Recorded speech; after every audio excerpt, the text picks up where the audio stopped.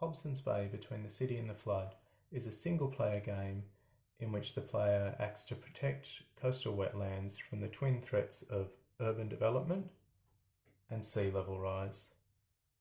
Hobsons Bay is a stretch of coastline on the western fringe of the city of Melbourne, Australia.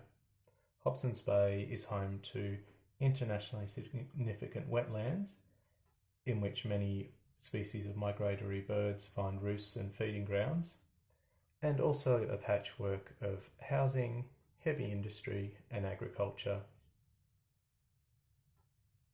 During the game, a number of threats to the wetlands will come up, including housing development,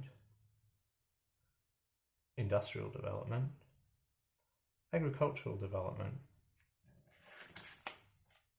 and sea level rises.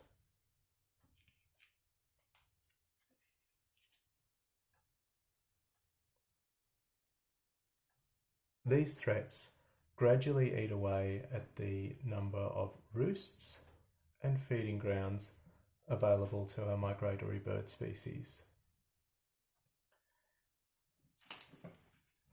In each round, these species will arrive in Hobsons Bay, seeking out a roost and feeding ground, and if they can find a roost and feeding ground on the same wetland or between two adjacent wetlands, they return to the north happy and well fed. The species who arrive late and are not able to find both a roost and a feeding ground, they return to the north depleted. If ever a depleted flock comes to Hobsons Bay and cannot find both a roost and a feeding ground, the player loses the game. They've lost one of the flocks that doesn't return to Hobsons Bay again.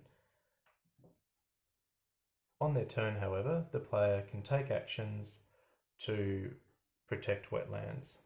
They can reclaim a wetland by pushing back development. They can build an artificial wetland within a development area, and they can also increase support for wetlands protection,